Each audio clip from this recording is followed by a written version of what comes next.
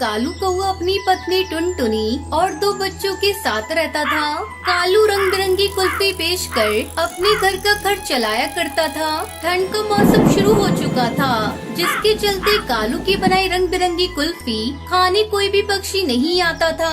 वो अपने ठेले के पास उदास बैठा था। क्या करूं, कुछ समझ में नहीं आ रहा है। ठंड इतनी बढ़ गई है कि कोई बर्फ कुल्फी खाना ही नहीं चाहता। ऐसे ही कुछ दिन चलता रहा तो मैं रोड पर आ जाऊंगा। घर में पत्नी और बच्चे का खर्च अब मैं कैसे पूरा करूंगा।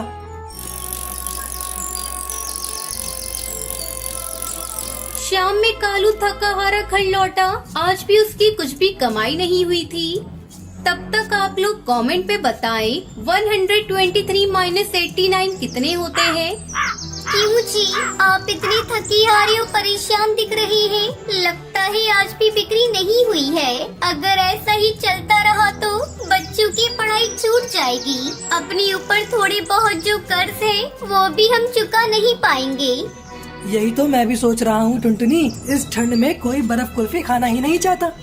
तभी टुनटुनी के दोनों बच्चे स्कूल से घर आ जाते हैं। बच्चों, तुम लोग थोड़ी देर रुको, मैं तुम्हारे पिताजी के लिए बर्फ कुल्फी बना रही हूँ। तुम लोगों के लिए भी बना देती हूँ। नहीं माँ, आज हमें बर्फ कुल्फी नहीं खानी। तुम पिंकी को कुल्फी खिलाओ। मुझे तो आज मैगी खाने का मन हो रहा है। तुम्हें पता है माँ, मेरी सहेली आज स्कूल में गर्मा गर्म मैगी खा रही थी। उसे देखकर मेरे मुँह में पानी आ गया। माँ, मैं भी आज मैगी खाऊंगी। मुझे तुम 5 रुपए दो ना, मैं अभी जाकर मैगी के पैकेट खरीद कर लाती हूँ। टुनटुनी पिंकी को 5 रुपए देती है। जा पिंकी, जल्दी से मैगी खरीद कर ला। मैं तुम लोगों के लिए मैगी बना देती हूँ। थोड़ी देर बाद टुनटुनी बच्चों को मैगी बनाकर देती है। बच्चों को मैगी खाते देखकर टुनटुनी अपने पति से कहती है, सुनते हो जी, आजकल बच्चे और बड़े सभी मैगी खाना पसंद करते हैं। तुम भी बर्फ कुल्फी की जगह गर्मा गर्म मैगी बेचना शुरू कर दो। अरे नहीं टुनटुनी, जहाँ मैं कुल्फी बेचता हूँ वहाँ कई ठेले पर मैगी बिकती है। हमें कुछ अलग सोचना होगा। तो तुम कुल्हड़ चाय बेचो। कुल्हड़ चाय तो सभी चाव से पीते हैं। टुनटुनी, मैं सोच रहा हूँ क्यों ना मैं कुल्हड़ मैगी बेचूं।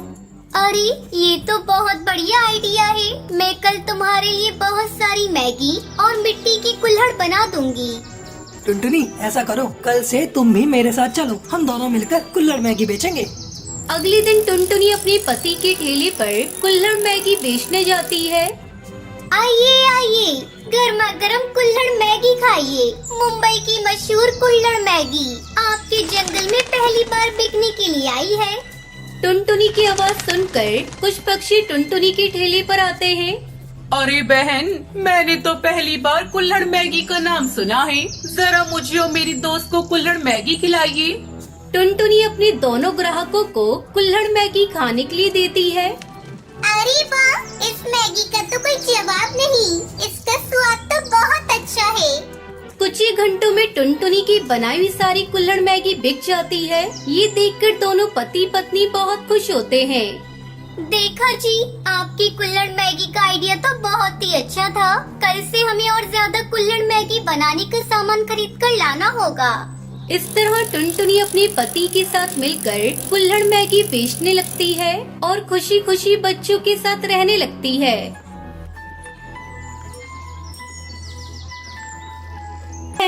बरसात का मौसम था।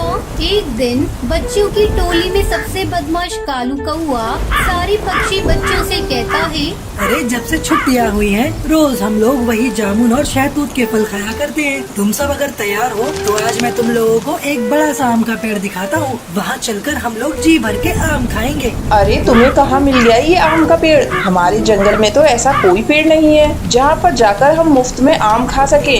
अरे तुम लोग चलो तो सही, वो पेड़ थोड़ा दूर जाकर है, लेकिन उस पर बहुत स्वादिष्ट और बड़े बड़े आम लगे हुए हैं। तुम उस जंगल के सुनसान इलाके में पड़ने वाले आम के पेड़ की बात तो नहीं कर रहे हो? ना बाबा ना, हम लोग वहाँ नहीं जाने वाले। मेरी माँ ने वहाँ जाने से मना किया है। अरे तुम तो हो ही डरपोक। अपने साथ साथ हमें क्यों डरा रही हो टुनटुनी चिड़िया? अरे तुम्हें नहीं चलना तो मत चलो, तुम यहाँ रहो और ये जामुन खाओ। हम तो उस पेड़ पर आम खाने जा रहे हैं। सारे पक्षी कालू की बात से सहमत हो जाते हैं और सुनसान स्थान पर लगे हुए उस आम के पेड़ पर आम खाने चले जाते हैं। अरे वाह कालू, तुम तो सच कहते थे। इस पेड़ पर तो बहुत सारे आम लगे हैं। अब हम लोग रोज यहाँ पर आम खाने आया करेंगे। पक्षियों की बात सुनकर उस पेड़ पर रहने वाले जादूगर की नींद टूट जाती है। अरे वाह, पक्षियों के बच्चों की आवाज। मेरे आम के पेड़ पर फल खाने की कीमत अब इन बच्चों को अपनी जान देकर चुकानी पड़ेगी। आज तो इन बच्चों को खाकर मैं अपनी बरसों की भूख मिटा लूंगा। अब इन बच्चों में से मैं किसी को भी नहीं छोड़ूंगा। दुष्ट जादूगर पक्षियों के बच्चों पर हमला करने ही वाला होता है कि तभी हरिया काका वहाँ से गुजरते हैं। अरे बच्चों, तुम लोग इस पेड़ पर बैठकर क्या कर रहे हो? क्या तुम्हारे माता पिता ने तुम्हें नहीं बताया कि इस पेड़ से आम खाना मना है? चलो जाओ यहाँ से। हरिया काका को वहाँ देखकर सारे पक्षी बच्चे डर जाते हैं और तुरंत वहाँ से उड़ जाते हैं। ये कैसे हो सकता है? मेरे इतने करीब आकर मेरा शिकार मेरे हाथों से निकल गया।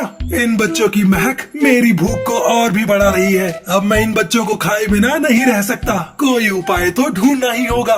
इसके बाद दुष्ट जादूगर बच्चों को शिकार करने के लिए एक उपाय सोचता है। अगले दिन जादूगर एक साधारण कौवे का भेष बदलकर जंगल में आम बेचने आता है।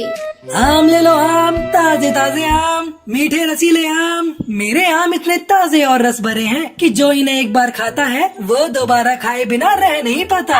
आम बेचने वाले कौवे की आवाज सुनकर सबसे पहले बंटी कबूतर बाहर निकलता है। अरे आम बेचने वाले, तुम्हारे आम तो वाकई बहुत बड़े और रसीले लग रहे हैं। ऐसा लगता है जैसे तुम उसी पेड़ से तोड़कर ये पीले आम लाए हो। बंटी कबूतर उस जादूगर की बातों में आ जाता है और जैसे ही वो उस आम को खाता है वो जादूगर के वश में आ जाता है। एक शिकार का इंतजाम तो हो गया, बाकी के शिकार को और ढूंढना है। मैं किसी को भी नहीं छोड़ूंगा। तुम सबको चुन चुन के अपने आम के पेड़ पर ले जाऊंगा। इसके बाद बंटी कबूतर सम्मोहित होकर खुद ही उस आम के पेड़ के पास जाने लगता है। थोड़ी दूर जाने पर इससे पहले कि कोई और पक्षी मुझे देखे, जल्दी जल्दी उन बच्चों को ये आम खिला देता हूँ और पकड़कर अपने पेड़ पर ले जाता हूँ। तभी जादूगर को टुनटुनी चिड़िया अपने घर के बाहर खेलती हुई दिखाई पड़ती है। अरे आओ आओ छोटी चिड़िया, तुम्हें भी आम बहुत पसंद है ना? लो मेरे आम खाकर देखो। नहीं नहीं, मेरे पास आम खरीदने के लिए पैसे नहीं है। मुझे तुम्हारे आम नहीं चाहिए। तुम्हारे जैसे छोटे छोटे बच्चों को मैं मुफ्त में आम देता हूँ। मैं तुमसे पैसे नहीं लूंगा। आओ मेरे पास आम देखो कैसा है। नहीं, मैंने कहा ना, मुझे आम नहीं चाहिए। मेरी माँ ने अजनबी पक्षियों से कुछ भी लेने को मना किया है। बड़ी जिद्दी है ये चिड़िया, लगता है ऐसे नहीं मानेगी। इतना कहकर वो अपने जादूगर रूप में आ जाता है। मैंने कहा ना, जल्दी से आम खा ले। खा जल्दी से, जल्दी खा। जादूगर जबरदस्ती टुनटुनी चिड़िया के मुंह में आम का टुकड़ा डाल देता है, जिसके बाद वो भी सम्मोहित होकर वहाँ से आम के पेड़ की ओर उड़ जाती है। इसी तरह वो दुष्ट जादूगर बारी बारी से जंगल के सभी पक्षियों को वश में करके अपने आम के पेड़ पर ले जाता है। कुछ देर बाद जंगल में अपने बच्चों को गायब पाकर सारे पक्षी रोने लगते हैं। अरे देखो पक्षियों, एक साथ इतने सारे बच्चों के गायब होने के पीछे जरूर कोई बड़ी वजह है। आज दोपहर को मैंने एक आम बेचने वाले को देखा भी था, जो बच्चों को मुफ्त में आम बांट रहा था। अब मुझे लगता है उस आम बेचने वाले जादूगर के आने के बाद से ही बच्चे गायब हुए हैं। हे भगवान, कहीं वही आम के पेड़ पर रहने वाला दुष्ट जादूगर ही तो हम सभी के बच्चे को नहीं ले गया। इसके बाद सभी पक्षी उस आम के पेड़ के पास पहुंचते हैं, जहां पर आम की जगह उनके बच्चे पेड़ पर लटके हुए दिखाई पड़ते हैं। सभी पक्षी अपने बच्चों के ऐसी हालत में देखकर रोने लगते हैं। अगर अपनी जान प्यारी है तो सब के सब चले जाओ, वरना तुम्हारे बच्चों के साथ साथ आज तुम लोग भी मारे जाओगे।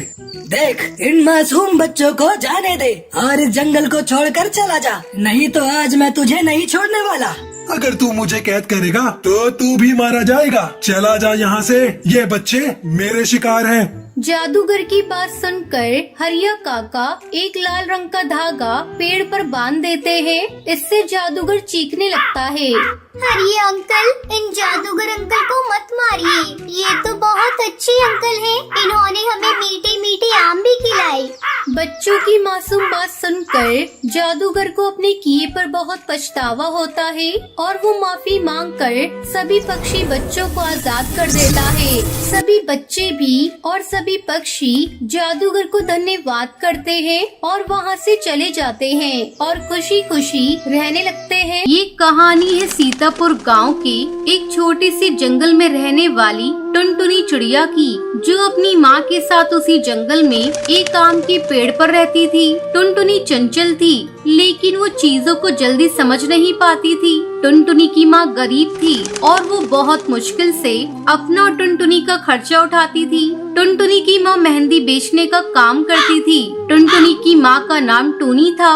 एक दिन जब टुनटुनी अपनी सहेलियों के साथ खेल रही थी, तब एक सहेली पिंकी चिड़िया ने टुनटुनी से कहा, सुन टुनटुनी, हम सब मेहंदी सीखने जाएंगे, तू भी चल हमारे साथ। नहीं, मैं नहीं जा सकती। क्यों नहीं जा सकती तू?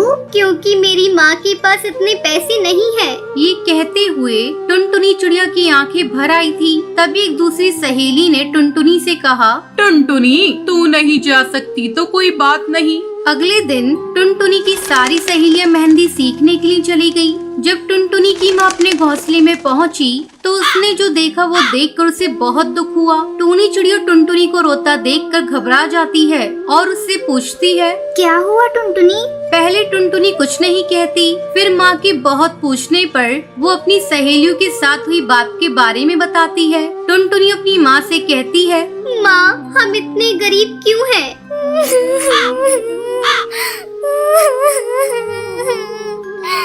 ये कहते कहते टुनटुनी और फूट फूट कर रोने लगती है। ये देख उसकी माँ भी खुद को रोक नहीं पाती और टुनटुनी को अपने सीने से लगाकर रोने लगती है। ये सब एक दूर बैठा हरी तोता देख रहा था।